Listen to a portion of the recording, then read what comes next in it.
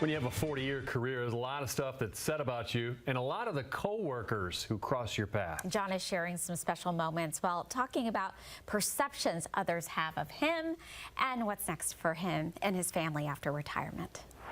Well, the number one thing that used to kill me was people used to always be afraid of me and think I was intense and not approachable and all that. And luckily, because of social media, where I can be transparent, and because I do a lot of radio, on radio, people get to hear the real you.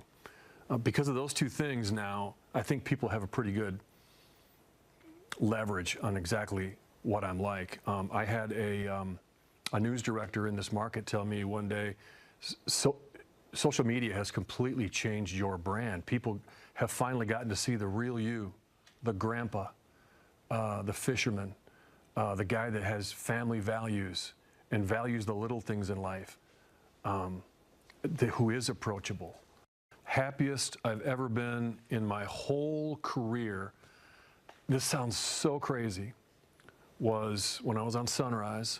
I get in at 3, we go on the air at 4:30, and that period from 3 to 4, 3 to 4:15, reading over the scripts with people I adore and love, seeing the crazy stuff going on in the world and talking and laughing and thinking and arguing about all the stuff going on surrounded by people you love. That was my favorite stint, my favorite portion of any shift, any job I've ever had.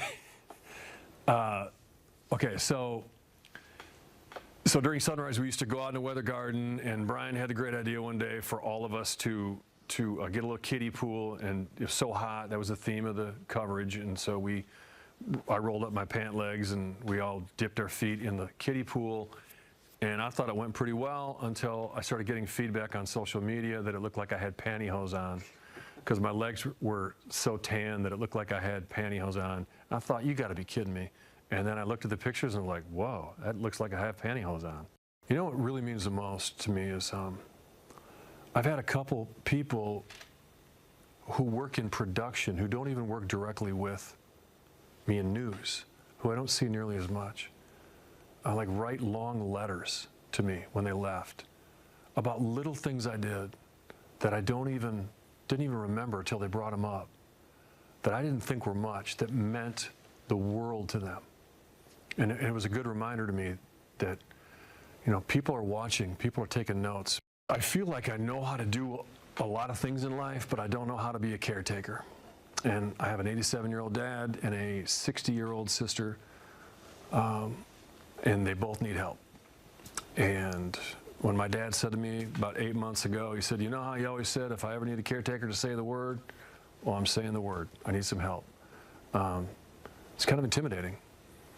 But I've got my wife with me who can help, and I'll navigate all the problems. I think one thing I'm fairly good at is I know how to bring joy to people's lives. So I think I can bring a lot of joy to my dad and my sister's life. My wife and I were talking one night about what we would do over again in our lives. I was asking her, and she was telling me about all the things she would do differently in her life. And when she got to the end, she said to me, what about you, John? I said, what? She said, what would you change if you could do it all over again? And I had never thought of the answer to that before. And I thought about it for a couple of minutes, and this unbelievable observation hit my brain, which is when I really, really thought about it. I would name journalism as my major. I would go to the same college. I would get into TV news. I would be an anchor and reporter. And I would even pick Louisville, Kentucky, out of all the places out there to come to.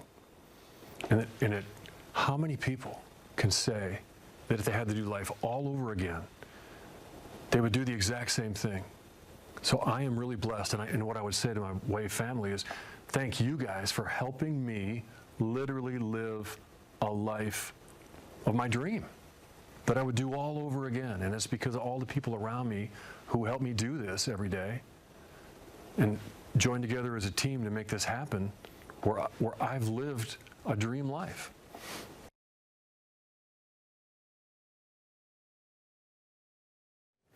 You know how you said you're scared to be a caretaker, you need to know that you've taken care of all of us. No, you've taken care of me. No.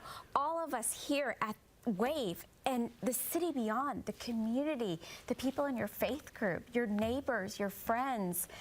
You've been taking care of all of us. You know how to do it. I'm just trying to do, as they say in recovery, the next right thing. Great way to live our life, right?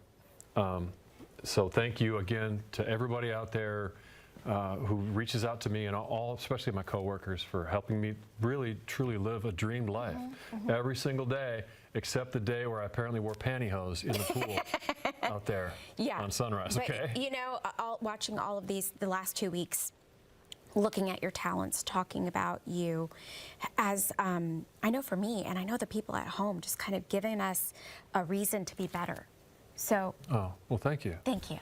Yeah, I try to set up the people around me. You do? That's because you do that same thing to me, so. No, thank you. All right. All right, we'll be right back.